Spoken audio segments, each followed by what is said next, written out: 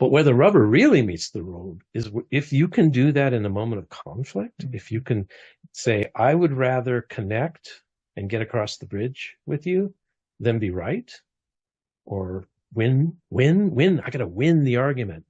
Yeah, how'd that work for you? You won. Oh, good. You're a winner but a loser at the same time. Amazing how that works. Exactly. Because if you get to be right, you know what you get? That's it. You get to be right. That's pretty much it. You don't get connected. You don't get loved. You don't get to anything. You just get to be right. You might be expecting this podcast to discuss hot baths, meditation techniques, and breathing exercises. But really, those are only just pressure releases, and they don't fix the true cause. The true issue is a contracted mind. And a contracted mind creates stress, upset, frustration, and impatience. A relaxed mind creates inspiration, connection, fresh ideas, and solutions to intractable problems. We're going to explore how you can relax into presence. This is the Releasing Mental Tension podcast with Rich Life. Do you really see your relationship partner clearly? Because if you're not seeing them clearly, it can cause conflict, distrust, anger, and frustration. And if you're seeing them clearly, it creates connection and love. And I'm here with Coach Tim Wade. We're going to be discussing relationships because we can come into our relationships with a very warped sense of the other person. We can come in with our ideas about them rather than who they really are. And we want to be seen in our relationships. So it's a gift that we can give other people. So, and Tim is here. He is a relationship coach. He runs men's groups and has horseback riding retreats. And he's been featured in GQ magazine. And so we'll be having a conversation about relationships. If you struggle in your relationship, if you have conflict, listen to this episode. Welcome, Tim. Great to be here. So, relationships, being seen, being understood. It's one of the key things to really connecting with someone else. And I believe that when someone experiences another person seeing them, truly seeing into them almost, understanding, and without judgment and without agenda, that it feels very palpably what it feels like to be loved. To be seen is to be loved. And when I say judgment and agenda, so many times we come to conversations, whether it's with a partner or just with another person, and we automatically have judgments. Now, when I say judgment, some of it, it's not necessarily even a negative judgment, but often it is. But it's just a story we have about them. I know this person, they are this way, that way, and the other way. They think this, do that, whatever we've decided. And some of it may be accurate, and some of it may be wildly inaccurate and made up. And so removing judgment is to be with the person in the moment, in real time, and reserving your little running dialogue, refraining from the, that's what that means, and of course they say that, or they always say that, or all of those things have happened, and instead actually listen. So that's the first part of the equation, is remove judgment. It's not about whether they're right or wrong, or good or bad, whether they agree with you or don't agree with you. Those are the things that we often listen for. instead of, I want to learn, to really learn about this person and understand them. And the agenda part is, and here's how you have to change in order for me to be okay. I have all sorts of advice and ideas and things that, if you could just do these things to suit me, we'd be great. So that's agenda. And there's a neurologist who's also a psychologist, a relationship person, who says that agenda and judgment trigger the fight or flight response, believe it or not, in the brain. And I'm going to ask you a question. If judgment, which one do you think it triggers, fight or flight? Judgment probably triggers fight. Nope. You had a 50-50 chance. I'd like to use a lifeline. Okay, yes. Want to phone a friend? No, actually, judgment triggers flight. Basically, it's like, I'm not going to stick around with someone who thinks so poorly of me. So what does that leave? Agenda. Why does agenda trigger fight? It's basically, here's how you have to change. And the response most people have immediately is to dig their heels in and say, who are you to say I have to change? I'm not going to change me. What? That it could be looked at as defensiveness as well. Yeah. Yeah.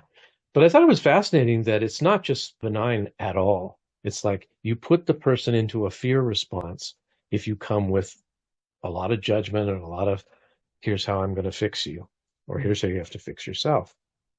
And so those are like prerequisites to having a real connection with someone and leaving them with the sense that they were understood, that they were witnessed. That might be another word for it. That someone actually, without those things, the judgment and agenda, said, I get it. I understand what you're feeling. I understand your point of view. I accept you. I accept your feelings. And when one learns how to do that and practices it, the response is sometimes overwhelming. And a lot of times when someone comes to you, like your spouse, for example, and has a complaint, and it's, stop doing this, or why do you do that, or whatever it is. And we take it as a criticism immediately, and we get defensive. Because why? Here's how you have to change, right? Yeah. So what do you do in that? Knowing that you're getting triggered, that fear response is getting triggered. Well, you might stop yourself and don't respond immediately, and try to understand what is the request behind what sounds like a criticism. And for example, you always leave your underwear on the floor, and you're a slob because of it. Something like that. Now, you could be offended, or you could listen to it differently and listen for what she's really saying is, I would love it if you would put your underwear in the hamper, and it would make my life a little easier. And one is a complaint, one's a criticism. And criticism will kill a relationship, whereas no complaints or nothing in a relationship, if a relationship there's no such thing as a perfect one. So that's one way to listen differently. And what you're listening for, I was an actor in my former life. And one of the things that you learn is that there's the text of the script, but there's always a subtext. And the subtext, in other words, the real meaning of what the person is saying, is much more important than what they're actually saying. Good writers don't write on the nose. They don't write dialogue that is just someone saying exactly what they mean and exactly what they want and exactly what they're feeling. Mm-hmm. It's always covered in some ways as a protection. We do this in real life. So if you can listen for the subtext, and if someone's upset, because those are the hardest conversations, if someone's upset with you, mm-hmm. Yeah. What's underneath is usually hurt and pain.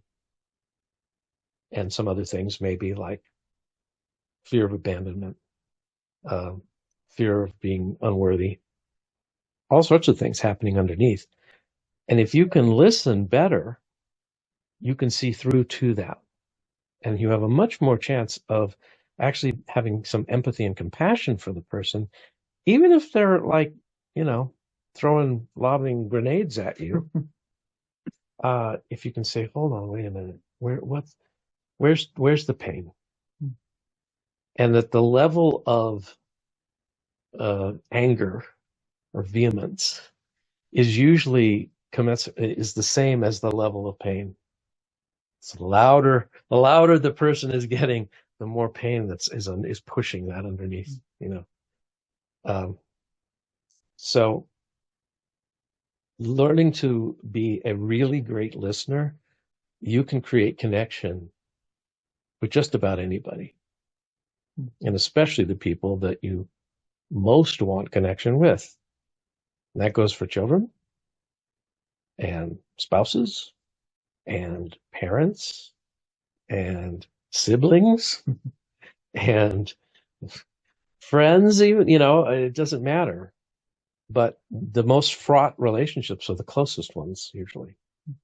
The ones where we don't, especially, I don't know, I have a few siblings and we get along really well, but we haven't always seen eye to eye, or we haven't really always understood each other.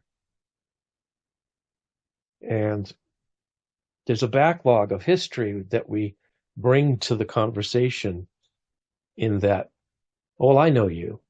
I grew up with you. I know exactly how you think, what you do, how you're going to respond. And it clouds everything. You don't see as well.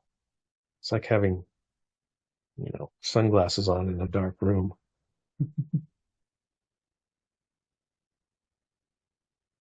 So it sounds like there's a secondary conversation that is underneath that first conversation. And I've experienced that in my relationship too. Like she would get home and be frustrated that something wasn't done, maybe. Or for me, it's usually like I'm working a little bit more, or I've scheduled a client. We've recently had a discussion about that. We'll say a discussion. Mm-hmm. Because it could have turned into an argument. But like you recommend, I listened. And pretty soon, if you're able to kind of just absorb and let it pass, the target isn't on you anymore. I've noticed that okay, the target's going to be on me for a little while, but then suddenly, oh, and this is upsetting me, and I'm struggling at work, and I'm really stressed about my mom. And so the tip of the iceberg is you are not doing what you need to do. The tip of the iceberg is that kind of conflict, that attack. But what's underneath the surface more often than not is a whole bunch of mental energy, a whole bunch of hurt and pain, like you were talking about. And if you're missing it, you're going to crash into it every single time. Just like the Titanic. Here comes the iceberg. And the thing is rarely about the thing, right? That's just, like you said, I love that tip of the iceberg. That's, there's so much more under the water. Mm-hmm. And you're right. If you don't take it personally, then you don't get stuck in that one argument, that one tip of the iceberg, and start, because you can get stuck right there in defending whatever it is you feel you're being attacked for. And sometimes arguments will then move to arguing about arguing. What did you mean by that? I don't like the way you said that. I don't like the look on your face. It's like, this is what you always do. You see, you're going off, and it goes off topic. And whatever the original thing was is long forgotten. And now we're just arguing about our style of arguing. We're reacting to the other person's reaction and ping-ponging like that. But what you said about, if you just let it settle, don't grab onto it as a personal affront, that it will start to reveal more of what's really going on here. And it's, a lot of times I hear from my clients, what do you mean don't take it personally? I mean, I'm the only one in the room. Who else is, there's no one else involved. How can it not be personal? And the truth is that what's bothering this other person is in them. It's inside of them. It's their own reactivity going on. And you're, like you said, you're a target, a convenient target. Like you said, you're the only one in the room. So, and we as human beings, look externally first for the cause of our pain. That's where we look first, unless we have practiced for a long time and a lot to not immediately just look around for the reason, because our experience of reality and reality aren't necessarily the same thing. We think that the person, the thing, the situation causes the way we feel. He made me mad. That pissed me off. And yet, circumstances are actually neutral. They don't ride in automatically with, emotions attached to them.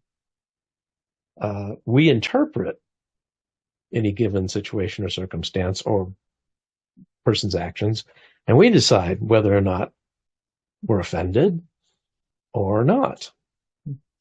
It's really the good news, because if you can't step back and say, hold on, this isn't personal, actually. She's expressing, or he's expressing, some pain inside of him, and he's attached it to something I did or did not do for the moment. But there's something else deeper going on here, and I really want to connect with him or her on a deeper level. That's my goal, my intention, is to create deeper connection. And you may hear this phrase, being a safe space. And when I first heard that, I thought, I don't know if I know what that means. And I guess I'll leave my knife at the door, maybe, or something. Maybe metaphorically, but it occurred to me, after many years, that when you can hold the container of someone else's uncomfortable emotions without getting into it yourself, that's a safe space. You don't judge them. You don't berate them. You don't, tell them to leave and shut up. You just, if you can be with that, those emotions that are uncomfortable or they're challenging. I don't believe in good and bad emotions, but I do know that they're more challenging to be with. And in order to have empathy, you have to be able to understand and even feel or understand what it feels like to be in that position. One of my coaches told me a long time ago that in our society, we try to talk other people out of their feelings constantly. And it sounds like, oh, it's not so bad. Don't feel that way. Come on, cheer up. What's wrong? There's no reason to be this way. Don't act like that. On and on and on. This look on the bright side. Well, at least dot, dot, dot.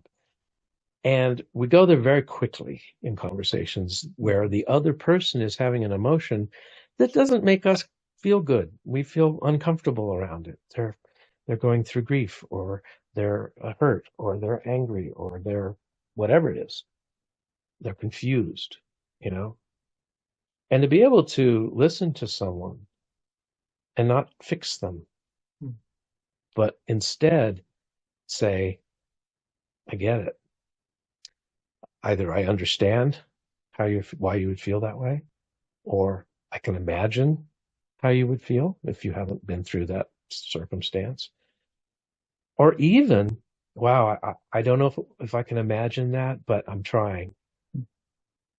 That's even like saying, and I think it was Brene Brown who said, one of the best things you can say when you're being with someone who's struggling is, I don't even know what to say, but I'm here. I'm here. I'm not going anywhere. And it's a way of saying, I'm completely with you. Your emotions don't scare me. I said this once to my son. He was having big emotions a few years back, and he was crying and upset and just, all over the place. And I just stayed with him and talked to him and was with him. And afterwards he apologized. I said, you don't have to apologize. Look, I'm bigger than your emotions. I can hold it. I can hold them. Okay. And I got you. I got you. And he just collapsed on me and I hugged him. And it occurred to me that those three words, I got you, are such a huge expression of love. Oh, if you can say to someone, it's okay, I got you. Or I do a lot of inner child work with my clients, little boy work, because I work with men. And I tell them, you tell your little boy, that part of you that's young and wounded, I got you. I got you. That's all he really needs. And I think that those, that is being heard and I want to say embraced in that way is profoundly healing. And the other thing about that phrase is the other version of that would be, I get you. I understand you, in other words. And I was told by a few women once that if they start dating someone, they'll go back to their girlfriends and the girlfriends will say, well, how is he? And if she says, he really gets me, that's high praise. Like that's way up there. Because again, being seen, heard, understood is the same thing as being loved. It's being fully accepted without judgment, without shame, without you got to change. And one of the things that I intend in my life is as much as possible to leave other people with that feeling. Whatever interaction I have with them, even if it's brief, I get a lot of joy out of connecting with the cashier at the grocery store. And it's as easy as taking enough time to look them in the eye. If they have a name tag, use their name and ask. And they always ask you, to find everything you needed, right? To which I usually say, I found more than I needed. At which point they go, oh, we're off script. He actually responded. And then, if they ask you, how's your day going? And I actually answer them instead of just the usual, fine, and I believe that we can all do that instead of staring at our phones or staring at the ground. And if it's hard in your relationship, then start with the person at the toll booth The person who is used to being overlooked. So this reminds me a lot of sympathy, empathy, and compassion. Mm-hmm.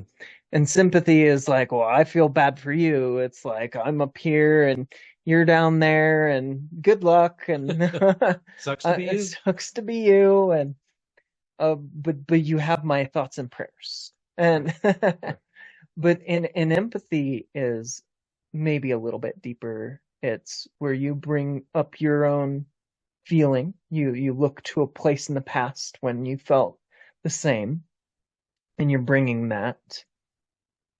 And that's kind of limited too, actually. That there is a compassion that you can have where you are reacting to the humanness of it, where you're reacting to, wow, I bet that feels so, and I don't feel that right now. And that is just something that I can imagine feeling or even try to, but I don't. I'm listening to you. Tell me more. And that is a human to human. That is not like an okay person to a not okay person. That is a human who's in their well-being to another human who's just a little bit in their heads, Mm-hmm. but also has their well-being. Absolutely. Well said. Because it's to recognize another's humanness Mm-hmm. and not indict them, right? The phrase that uh, uh, a person I worked with for a while, we made up was when you're in your most fallible, when you're being your least perfect, when you're being struggling with this human thing that we're on, you're actually being superhuman, Mm-hmm. like really, really human. And it's okay. Sometimes we're all extra human. That's right. Exactly. Like extra. That's it. Right. And if you can recognize that in someone else and have compassion and know that, uh, even if you're, like you said, you're not feeling that right then, or maybe you haven't fully been through the exact same, it's like you can imagine it.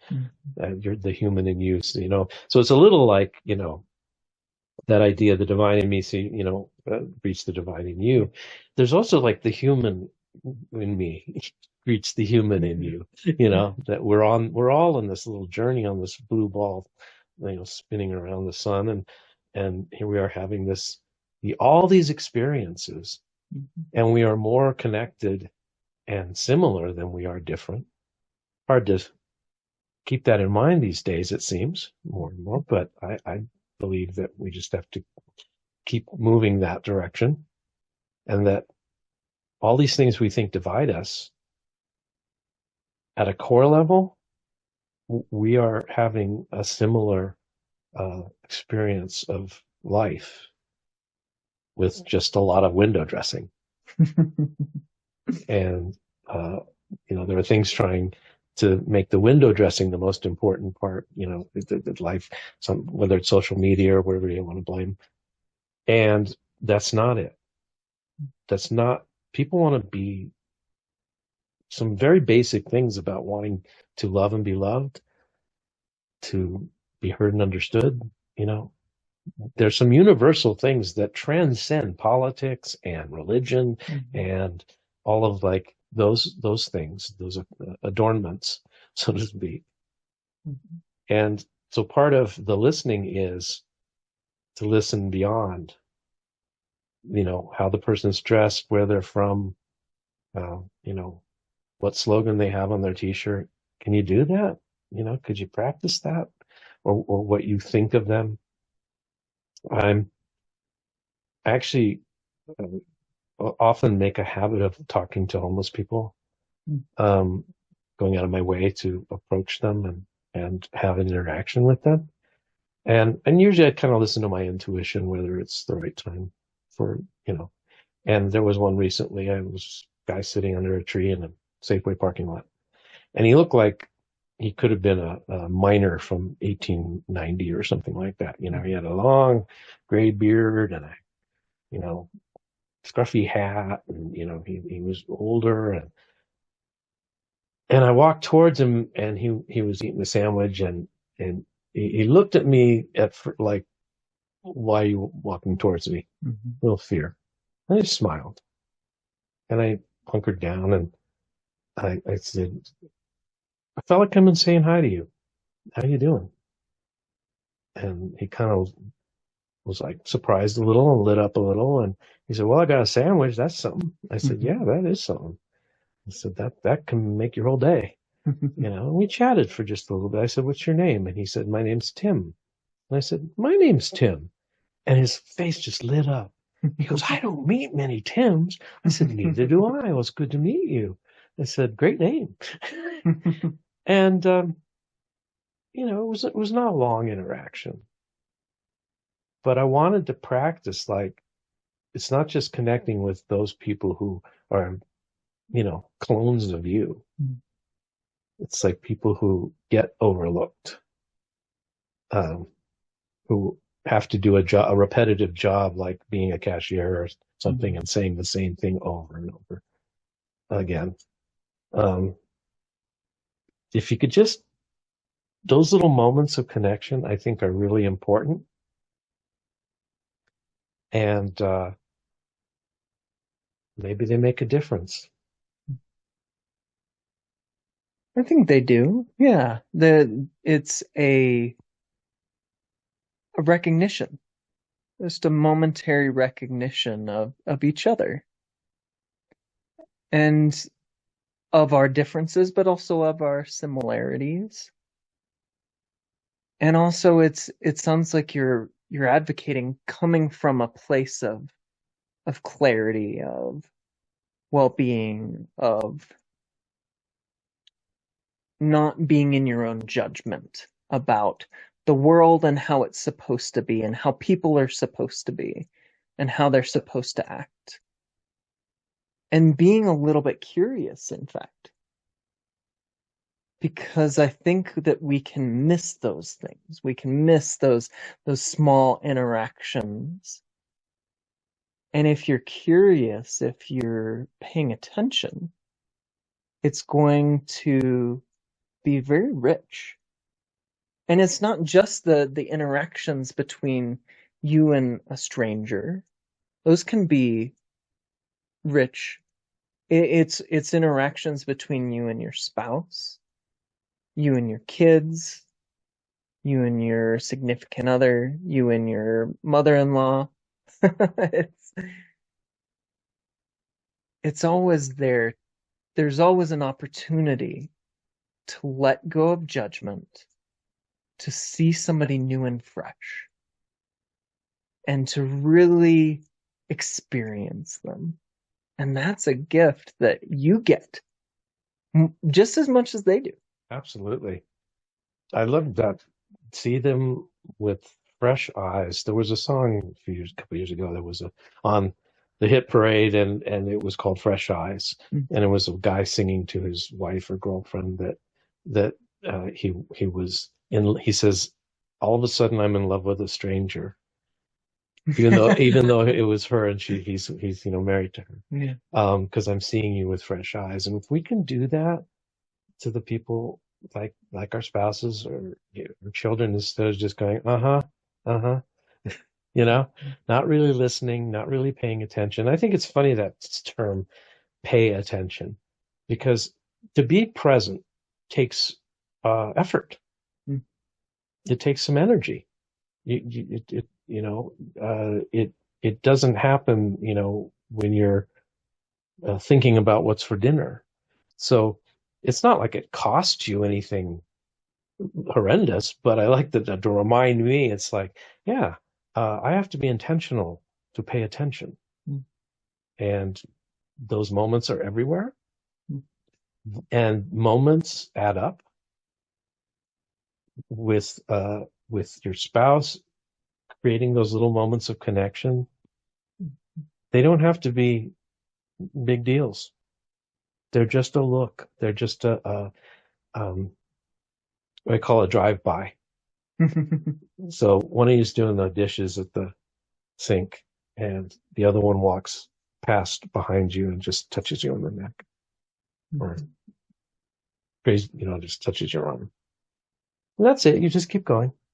But it's just a little hello, touch and go. Just, I see you. I'm here with you. I acknowledge you. We're not in our own little weird cocoons. And, you know, uh, I think those are memorable on that. And I'm a proud father. And I noticed a few years back that there were times when one of my kids would say, "Hey, what are you doing?" Meaning, can you spend time with me? And my first thought was like, I'm so busy. I just, not right now. That would be my knee-jerk reaction. Emphasis on the word jerk. I made a decision at one point that unless the house is on fire, unless there's really something emergency or just so timely, it's, has to be, the answer is yes, I can spend time with you. What do you want to do? And there were times when it was just my daughter saying, "Can we just cuddle on the couch?" That was it. That's all she wanted. And for anyone who has, you have a young child, but anyone who has older children, the one thing that is the truth is that it goes fast. And if you have a teenager, and I have a 21-year-old and an 18-year-old, and if my teenager says, "I want to spend time with you," oh my God, I will drop everything, because it's rare. Not because teenagers are wrong and bad, just they got their own thing they're doing. They're focused on their friends, and they're doing lots of stuff, and they're growing up, and they're swinging out into life. And so again, being present, and when my son says, "Can I show you something?" It's like, yes, of course you can. And I don't care what it is. And it's usually pretty cool, actually. He's an artist and things like that, but it doesn't matter. Sometimes he just wants me to show me that he cleaned his room, which is a big thing for a teenager, it turns out. So if he's proud of that, all right, good for him. But that's one of those moments where you're going to connect, and those add up into having a great relationship with someone instead of just a okay one. It's kind of like, we have this idea of what relationships would be like, and that we have to have extravagant gifts like once a year, or you celebrate a birthday and then give a whole bunch of gifts, and that's what true relationship is. But it's not. Even like the love languages. Mm-hmm. Like even that is kind of surface level. And there's something deeper than that. There's something deeper than getting my needs met in a certain way. Because even getting your needs met is coming from a place of typically fear and insecurity. Mm-hmm. When you're in a clear place, getting your needs met doesn't seem important. Your needs are met. It's only when you're low, when you're in a low mood, when they're in a low mood, that it becomes a problem. And to invite people to see that there's something deeper beyond that, there's something more at play, that our experience of life is continually changing, but that we have a connection, that if we slow down enough, we see it and we recognize it and we have gratitude for it. And the gratitude doesn't come from us being focused on it. It comes from letting go of all of the judgments that get in the way. Right. Because I tried for years to do gratitude journals, and I was so grateful, but I was still struggling in my relationship because I wasn't connecting on that level. Mm-hmm. No, that's well said. And this idea of letting go of the things that are blocking connection and blocking love is so important. And those things don't serve us at all, but we think somehow they will. And we sometimes hold on to them pretty tightly uh, and don't realize that the thing that we're holding on to is the thing that is uh, bringing us misery. And like you said, if you already feel that your life is abundant, that your life is full of goodness, um, the focus is not on what do I get out of it? What's in it for me? Um, I said to you earlier today, before we started the podcast, that you can serve from the saucer. If your cup runneth over, as the old song goes, then you have plenty. If you and we all have plenty. We just don't realize it most of the time. You know, we don't know what enough actually is. And I don't say that naively, that there are people also who are going without and suffering and having, their basic needs aren't met. Uh, and yet I did some work with Habitat for Humanity in Africa and uh, we built a house for a family, a very large family. And the children that I met in doing that were some of the happiest people I've ever met in my life. And they had nothing compared to us. I say nothing with like air quotes, and yet they sang for us and their smiles were huge and they just loved that we were there and excited. And it was all the people that I met during that time, I learned from so much. I thought I was going there to do something good for them, and they ended up, giving to me in a way that was extraordinary, um, and humbling. So yes, slowing down was part of that. I had, you go to somewhere that's not hustle bustle, everyone's going a million miles an hour, and it's a different feeling. The phrase I heard from I have a couple clients who race cars, and it said, "Slow is smooth, and smooth is fast." Right? You've heard that. And one of them said, when I'm driving on the track, I'm a slow human in a fast car."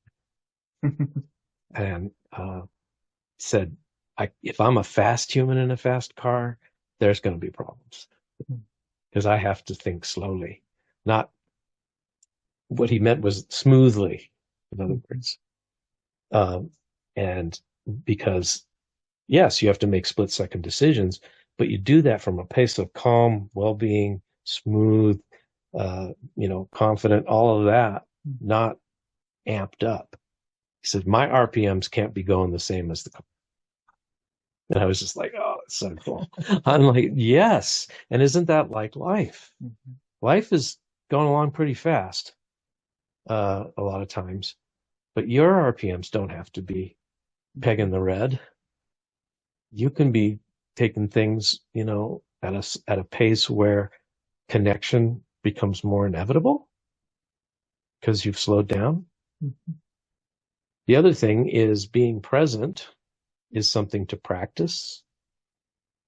In that the statistic I read was that we as humans have this amazing ability to remember the past and imagine the future. The problem with that is that most humans spend 46% of their time in either the past or the future, neither of which are real. The only place that you get to be, to actually experience and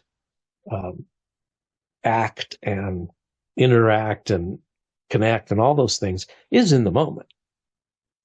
And I thought also at first, I said, I bet that 46% is low. That sounds like a pretty low statistic. They said during waking hours that almost half of our time we are somewhere else. And I don't know about you, but I'm sure for me at least, it could be more than 50%.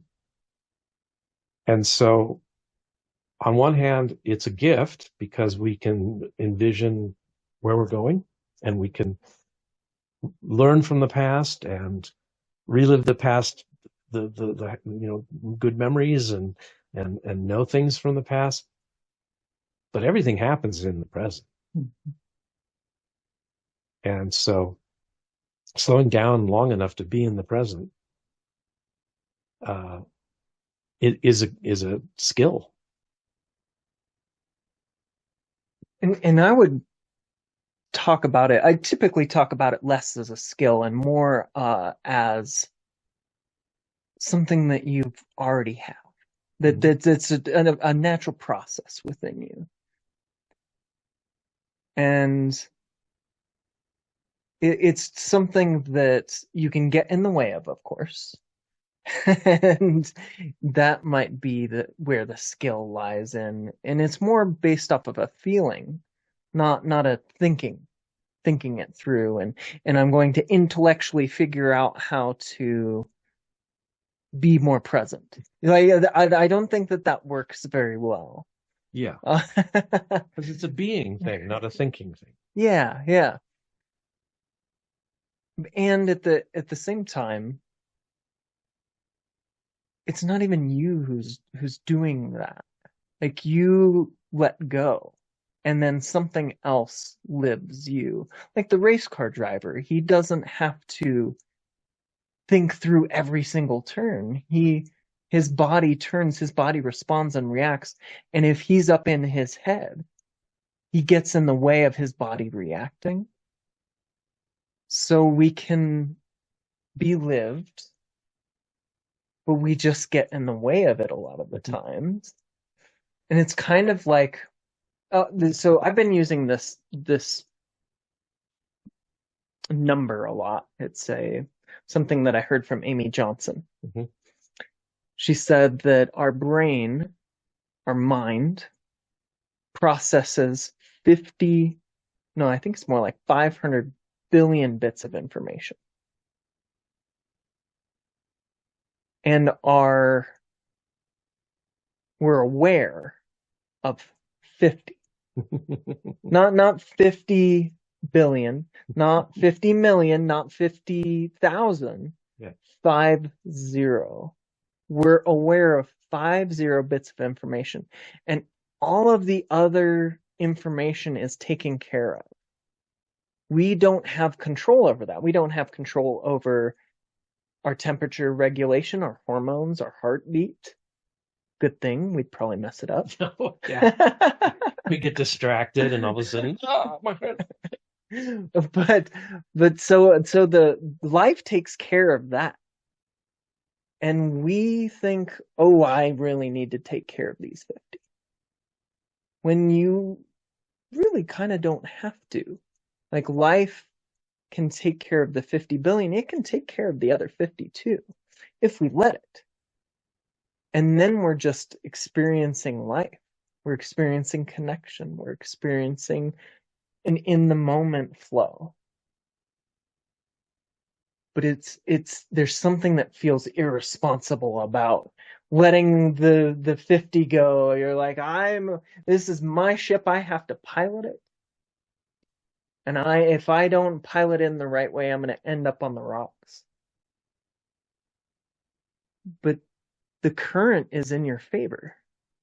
The current of life is in your favor. It brings you around the rocks.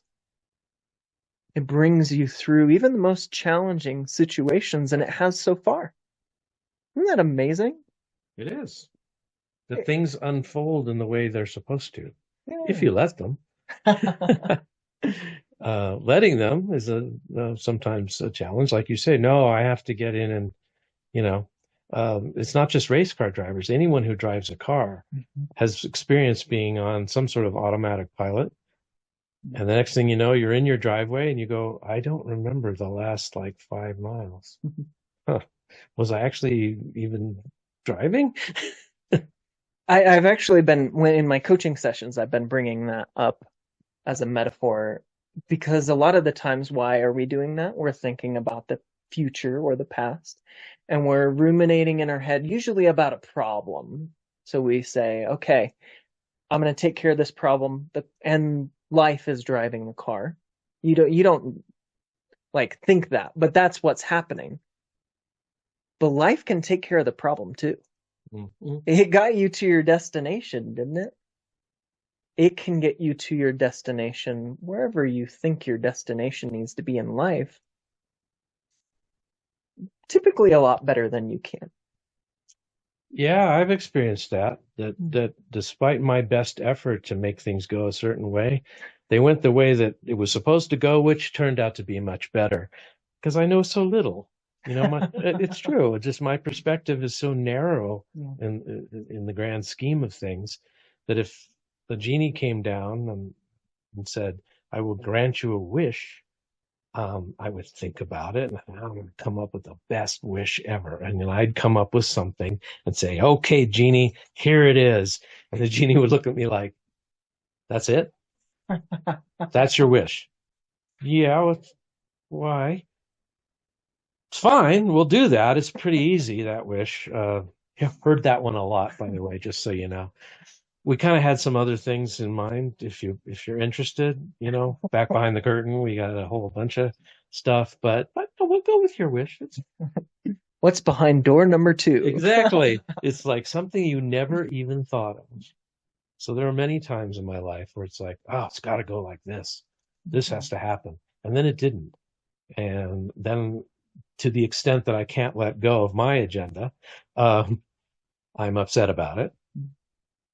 And then in hindsight, I go, oh, wow. Well, that's not the way I would have done it. And here it is much better. And this is true um, in big things and sometimes small things as well. The pattern is similar at the microcosm and the macro. In my experience, that I thought that when I got divorced, it was, the worst thing in the world. I wouldn't be sitting here with you right now if I hadn't gone through that, because I would not have become a relationship coach, which I know sounds a little weird. Like, wait a minute, you ruined your relationship, or you shipwrecked the marriage, and now you're a relationship coach. Yeah, who better than the guy who made all the wrong moves, who learned how to let go the hard way, prying my cold hands off of the the relationship, because I was gonna drive that thing. And like you said, life was like, no, we're driving this car. Turns out. It's almost like, and we have this illusion of control too. It's almost like I feel like we're kind of like a kid who has a fake steering wheel. And Yeah. we're like, if the car turns right and we turn right, we'll see, I did that. Right. Causality. Yeah, it just can be an illusion completely. And I also believe that part of the experience, at least in my life, is of co-creation, that I get to participate in things.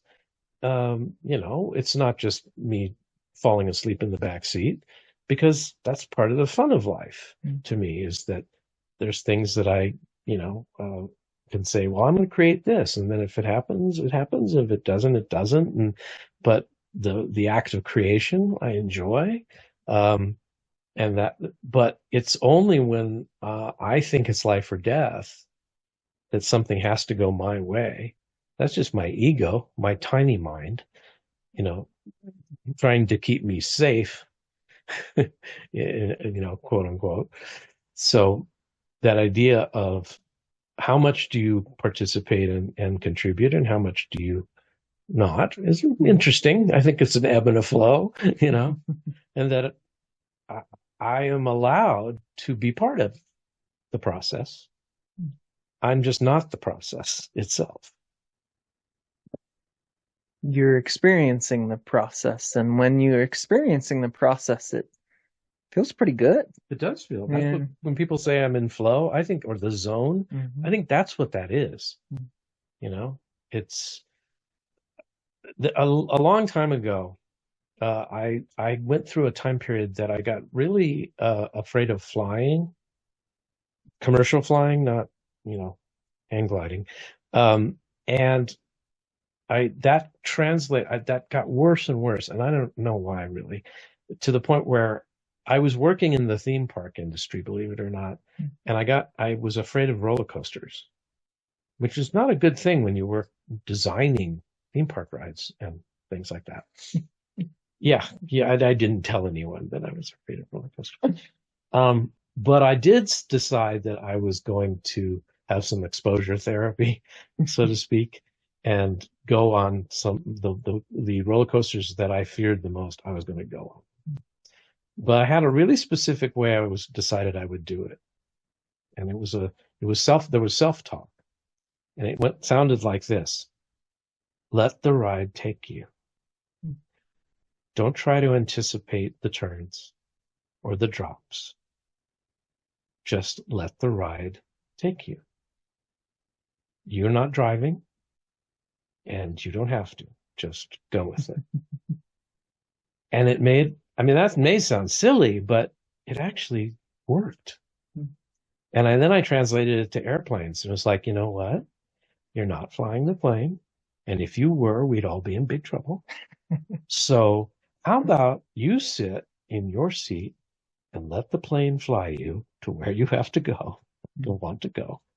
And let the pilots do their job, and everyone else, and you don't really have to do anything.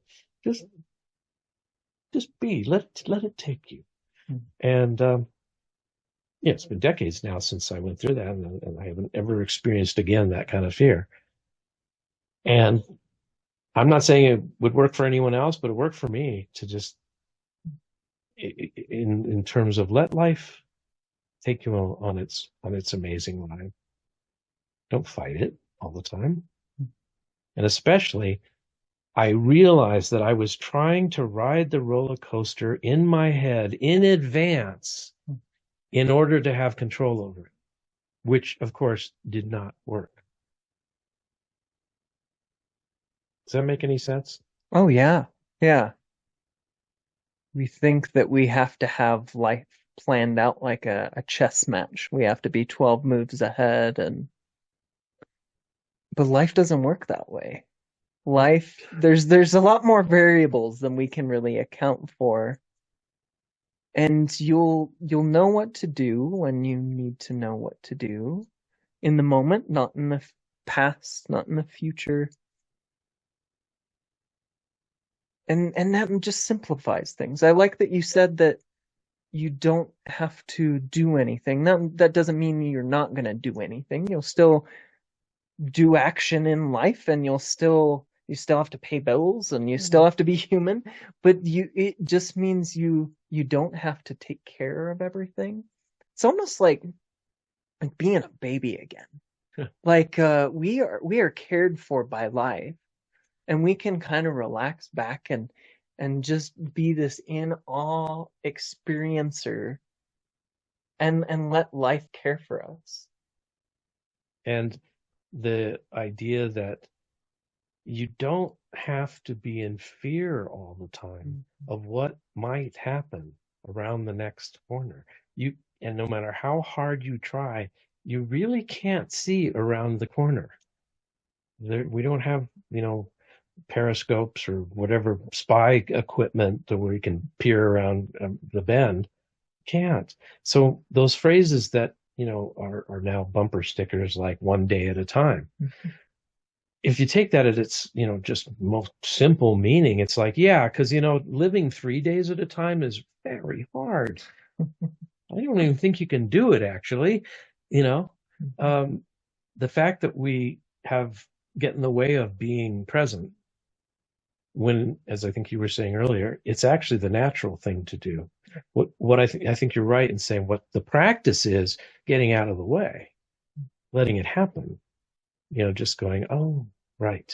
Where did I go? Oh, yeah, I'm here now. I'm back. I'm back. I was down a rabbit I hole. was in a rabbit hole and I was shopping. I don't know. I mean, there was times in my life where I feel like I furnished the rabbit hole. I had a couch and a widescreen TV down there and everything. I was just like, yeah, I spent some hard time down here, and I realized, well, no one's making you do that. That's not your natural state of being.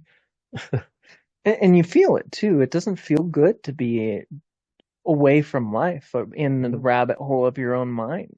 It doesn't feel good to be making up stories about your partner or your any relationship that you have.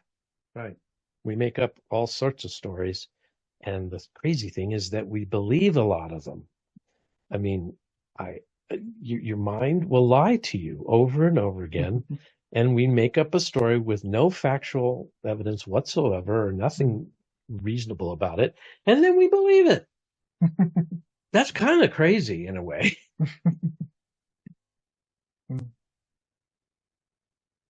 It's a little bit. Yeah. Yeah, a little bit.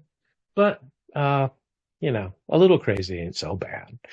It's very human. As long as you know it, okay. As long as you know you're making up stories, all right. You're never going to stop. Yeah, it's a part of the human experience. And I think one of the things that we can do is really have grace for ourselves if we're in the stories or if we're making up stories about other people, because it's so natural, it's so human to us. And also have grace for others when they're in their stories. And at any time that there's a conflict, you're both in two different stories. Yes. Yes. The I'm right story. That's a good one. But I like to say that, the Isle of Right is a very lonely place. And you don't ever need to really vacation there if you don't want to. You could just, and I like to say, what you said this a little bit earlier, and I want to reiterate it. Get curious. It's much better than getting angry. Tell me more about that. I want to understand. And the other magic words that I teach my clients, when you just don't know what to say, or you're just really, really, really convinced that you're right. Do the opposite. Say to the other person who you think their opinion is off its wheels, I don't know, maybe you're right. I'd like to think about that. One of the things that I like to do is I like to have my point heard, and then I'll try and see it from their perspective. So I'll frame a sentence like this. So if somebody says, hey, you always leave your underwear on the floor, I would say, most of the time I pick it up, but you're right. It's on the floor right now. And the power of that is that I get to say what I say, but it also is validating their point, and it's showing them that I'm hearing them. And it's very powerful. Very. And almost to the point of, well, I'll tell you a story. I was on the phone with my ex, and we were having an argument about something. Now I can't remember what it was about because it wasn't, in the end of the day, it wasn't important. We were just something. And I was defending my position, and she was defending her position. We were like, in our little forts with little BB guns, And what occurred to me, because I'd been practicing, like, how can I be different than this? How can I get out of the way instead of always being in the way with these having conflict? And so she was talking, and she was very animated, and I said, wait, wait, wait. wait. I had to say it a number of times because she was still talking, but finally she heard me. I said, wait, hold on. She goes, what? What if you're absolutely right? There was silence. And then I heard, are you screwing with me? And I said, no, I don't know. I was listening to what you were saying and I realized, yeah, really good point. And then I said to myself, well, why don't you just say that?